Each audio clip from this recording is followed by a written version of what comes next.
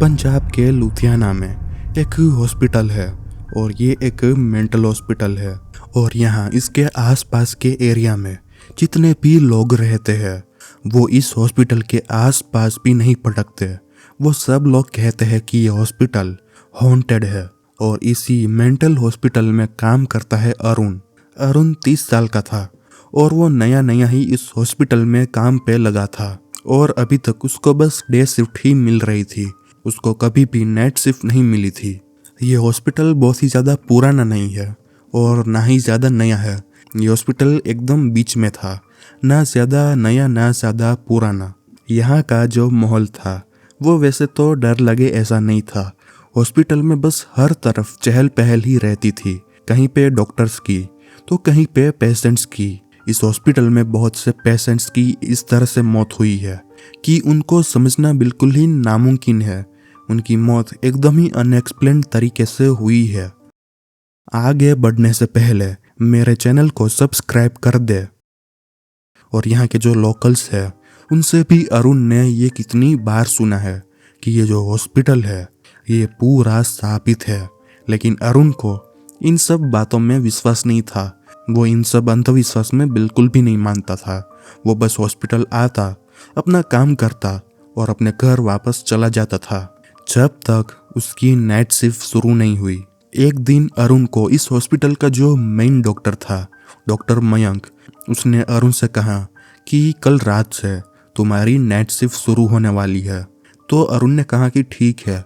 तो डॉक्टर मयंक ने कहा कि चाहे कुछ भी हो जाए तुम बस रात में इस हॉस्पिटल के आखिरी वार्ड में मत जाना। तब अरुण हंसते हुए बोला कि आप भी इन सब बातों में मानते हैं, ये सब अंधविश्वास होता है। तभी डॉक्टर मयंक बोले कि ये सब बातें अपनी जगह है, लेकिन खुद की सेफ्टी भी रखनी चाहिए। तो तुम बस उस वार्ड के पास मत जाना रात में। तो अब होती है रात और जैसे ही रात के 12 बजते हैं अरुण आ जाता है अपनी नाइट शिफ्ट के लिए। तो जैसा ही वो हॉस्पिटल में आया और स्टाफ रूम में पहुंचा, उसने देखा कि उसके साथ एक और नर्स भी थी जिसकी अरुण के साथ नाइट शिफ्ट है। उस नर्स का नाम है मीरा। और अरुण और मीरा एक दूसरे को पहले से ही जानते हैं। कई बार ये लोग अपनी डे शिफ्ट में एक दूसरे से मिले हैं। मीरा अपने फ़ोन में लगी हुई थी। अरुण स्टाफ रूम के कबर्ड के पास आता है और वो कुछ फाइल्स निकाल के देखने लगता है। और एक फाइल ने अरुण का ध्यान सबसे ज़्यादा खींचा। वो फाइल थी एक पेशेंट की जो कि उसी आखिरी वार्ड में था। अरुण ने उसकी फाइल खोली और उसे उसका फोटो दिखा। उसका नाम था रवि। अरुण उसकी सारी डिटेल्स और वो सब पढ़ रहा था। उसी फाइल में लिखा हुआ था कि ये पेशेंट अब धीरे धीरे ठीक हो रहा है। तो अरुण को ये देख के खुशी हुई कि चलो कोई तो ठीक हो रहा है यहाँ से। तो अरुण ने फिर वो फाइल्स रख दी और उसने मीरा से कहा कि मैं अभी एक राउंड मार के आता हूँ। तो मीरा ने अरुण को रोका और उससे बस इतना कहा कि अरुण तुम उस आखिरी वार्ड के पास मत जाना। और यही चीज़ अरुण ने देखा कि मीरा ने बहुत ही ज़्यादा डरते हुए बोली। तो अरुण ने कहा कि ठीक है, मैं उस वार्ड के पास भी नहीं जाऊँगा, मैं बस दूसरे वार्ड्स का एक राउंड लगा के आता हूँ और सारे पेशेंट सो रहे हैं ये देख कर आता हूँ। तो अरुण निकलता है राउंड लगाने के लिए। और जैसे जैसे अरुण एक एक वार्ड को देखते हुए आगे बढ़ रहा था, उसे दिख रहा था कि सारे पेशेंट सो रहे हैं। और अब राउंड मारते मारते वो पहुंचता है उसी आखिरी वार्ड के पास। और हालांकि मीरा ने अरुण को मना किया था, लेकिन फिर भी वो वार्ड्स के डोर के ऊपर जो ग्लास वाली विंडो होती है उसमें से अरुण ने अंदर देखा। अरुण ने देखा कि अंदर सारे पेशेंट सो रहे हैं, लेकिन सिवाय एक को छोड़कर वो पेशेंट एकदम आखिरी में था। और वो बस बैठकर सामने ही एक दरवाज़ा था वार्ड के अंदर, उसे देख रहा था। अरुण वार्ड के अंदर जाता है और वो उस पेशेंट के पास पहुंचता है।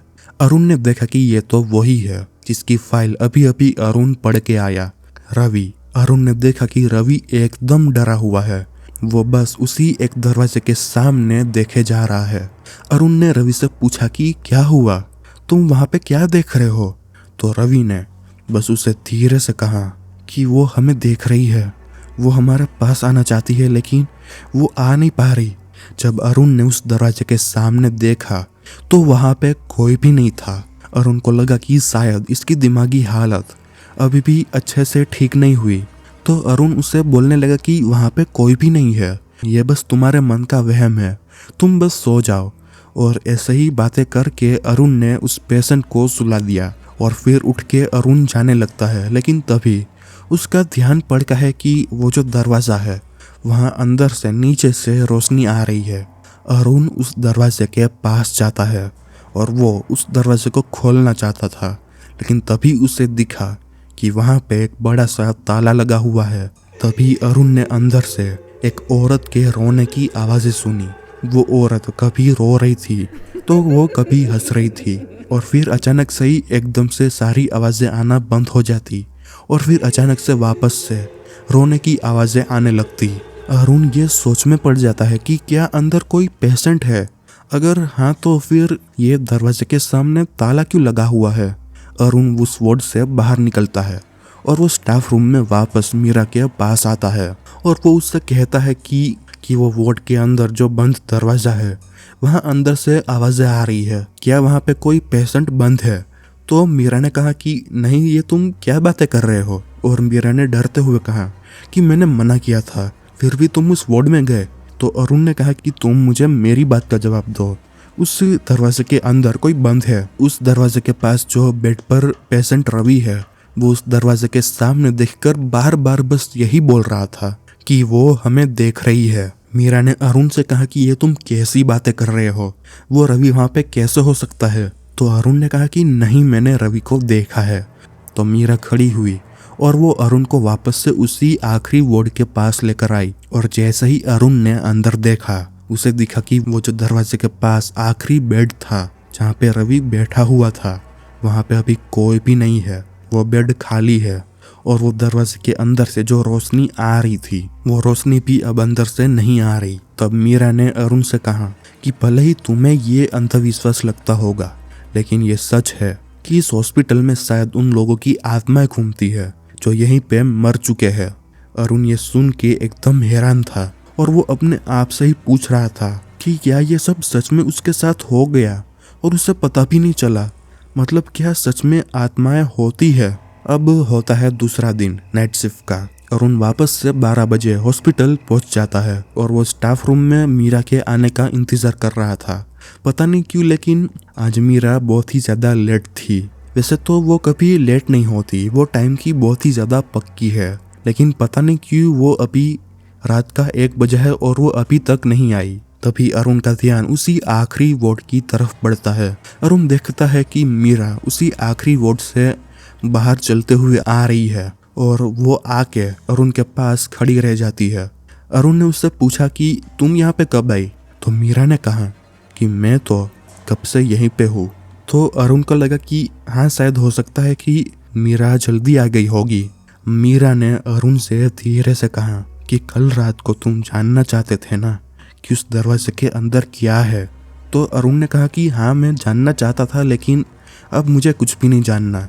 तो मीरा ने कहा कि चलो आज मैं तुम्हें दिखाई देती हूँ।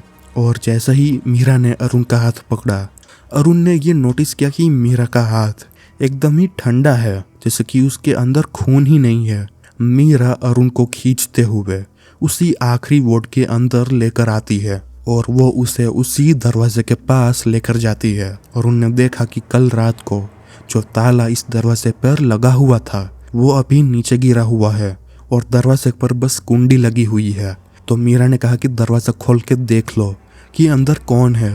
तो जैसे ही अरुण ने दरवाज़ा खोला और वो अंदर गया, उसने देखा कि अंदर एक बड़ा सा रूम है और उसके बीच में एक बड़ा सा बेड है जिसके ऊपर बहुत सारी रस्सियाँ है, जिससे कि शायद यहाँ पे किसी पेशेंट को बांधा गया था। अरुण को अंदर से बहुत ही बुरी बदबू आने लगती है और अंदर एक डिम सी लाइट चल रही थी। अरुण ने मीरा से पूछा कि यहाँ पे तो कोई भी नहीं है। तो फिर अंदर से वो आवाज़ें कल किसकी आ रही थी। उसने देखा कि मीरा के बदले अब वहाँ पे कोई और औरत खड़ी थी। वो दिखने में बहुत ही ज़्यादा डरावनी थी। उसके बाल बिखरे हुए थे, कपड़े बहुत ही ज़्यादा पुराने थे, उसकी आंखें बस अरुण को ही घूर के देख रही थी। जैसे ही सुबह होती है और हॉस्पिटल का सारा स्टाफ जैसा ही हॉस्पिटल में आता है उनको अरुण उसी दरवाजे के पास एक कोने में बैठा हुआ मिलता है। वो बस बार बार यही बोल रहा था, मीरा इंसान नहीं है। जैसे ही डॉक्टर मयंक ने मीरा से पूछा तो मीरा ने कहा कि मैं तो कल आई ही नहीं थी, मेरी तो नाइट शिफ्ट कल ही खत्म हो गई थी और आज से मेरी डे शिफ्ट है।